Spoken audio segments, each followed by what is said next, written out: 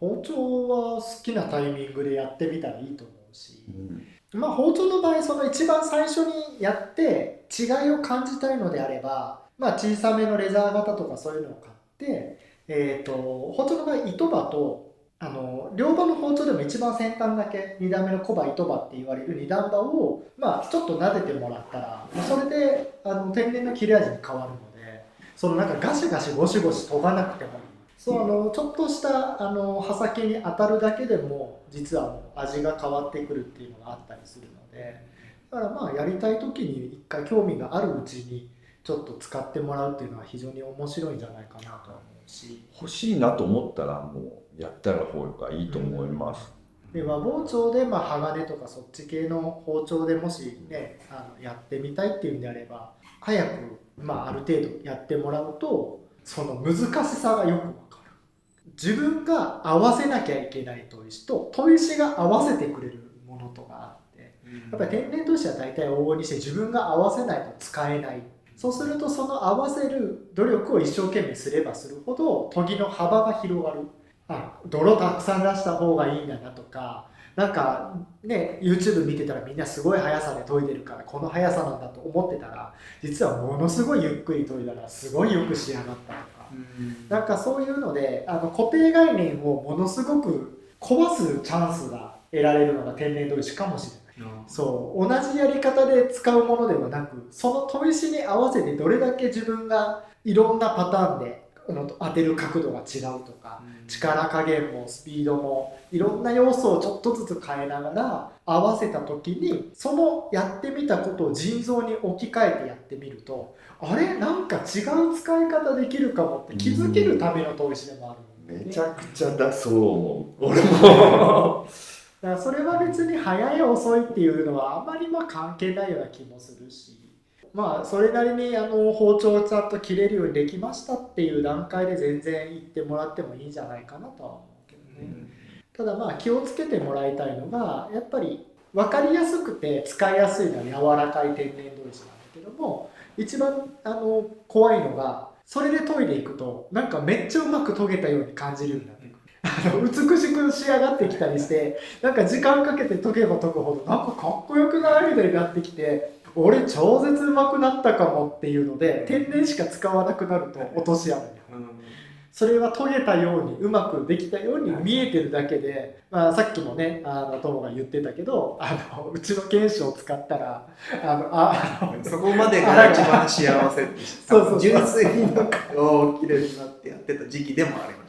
実はごまかされてたっていうのに気づくからやっぱりまあそういうところでは天然だけがいいわけでもなく腎臓だけがやっぱり学びが多いわけでもなく両方組み合わせてやっぱり幅を広げるとやっぱり研ぎ自体の技術の幅が広がるかなとは思うね。研いでみよう使ってみようと思った時が買い時なのかもしれないですね。あとはその質問された方がどれぐらい気合い入ってるかで進めるものも変わっちゃうんですよね正直言っちゃうと。僕の場合はカンナが多いんで、言ったら職人さんで今から頑張って親方になるんだっていうお客さんが多いんですよね、若いことでしたら。たちに渡す天然砥石はもう一番硬くて難しい砥石を渡します。でまあちっちゃくてもこれが研げるようになるまで頑張りなさいと。これが研いでいい刃ができるようになったら他何で研いでもどれもうまくいくからって言って、一番難しい砥石を渡すようにしてます。大体無理なんですけどできても頑張れ頑張れ、頑張れ、まあ、それを自分で考えて探るその過程に意味はあるなと思います。でちょっとずつだけヒントを渡して頑張れよ頑張れよって言って。昔だってガチガチの砥石で研いでる動画を見た時にこいつらは絶対何か嘘をついていると思いながら絶対何かその砥石と刃物だけじゃない何かを塗ってるとかなんかそんなことを考えながら昔やってましたね。どんだけやってもそうならない、後で技術が足らないことがちゃんと分かるんですけどその時はずっとそう思ってました、ね、自分のせいじゃないみたいな。俺はできるはずなのにみんな嘘つきだどんな嘘があるのか見破ってやるぐらい洗剤を塗ったのかとかああ、なるほどね。梅さんとか。本当にでもそれぐらいねやっぱり最初は難しかったですね。平面研ぎなんて平らになるのかっていう、そもそもだって円運動で手首固定してるのになんでフラットになるのか理屈で合わねえじゃんみたいな、そういうのもすごいあったし、でもねなんか分かってくるとやっぱ人間すごいなと思う。人間ってすごいですよね。本当になんでこんなことができるんだろうなっていうのができるようになっていくっていうのもまあね、その過程もまあすごい面白いところで、まあでもなんかねちょっと苦しくなる前にはちょっと休んでいただき、ねなんかでもやりきった時には何かがやっぱり見えてすごい面白い世界でもあって、すごいですよ。発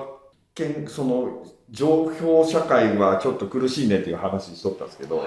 研ぎは情報がない上に発見がいっぱいあるのでちょっと楽しいですよ。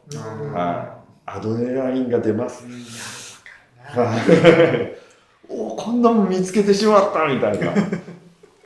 いや本当にそれはね今でもやっぱたまにありますよね、たまにね。さっき言ってた話とかもね、もうまさにそうなんで、なんか本当にこういう話聞いてると白い粉出してきた時にもう薬やってんじゃないかっていうぐらいダブル A やねぐらいなんかもう鍵の話してる時もなんかすごいハイな感じに見えるんで、なんか秘密の粉ですとかってもうそれにしか見えないぐらい。僕でも研ぎほんと集中してた時は1年で研ぎ始めの頃寸八のカンナ鋼全部木を一回も削らず研ぎだけでなくしました毎日研ぎで木削らない木削らず研ぎだけ練習しようって思う。それぐらい熱中してできるともう簡単にすぐ熱中が鍵ですね。熱中楽しく熱中するはね狂気乱舞できるようになると超楽しい。そこにはやっぱ勝てないですね。こう苦労して努力してってやる人とそれを楽しんでやってる人だったらまあ勝負にならないですよね。なんか苦にならないでバーッと集中してその時はもうクラッと多分月山がいてくれたのがでっかいんですよね。2人自慢すぐ電話してこんなん見つけたんやけどみたいな。めちゃくちゃ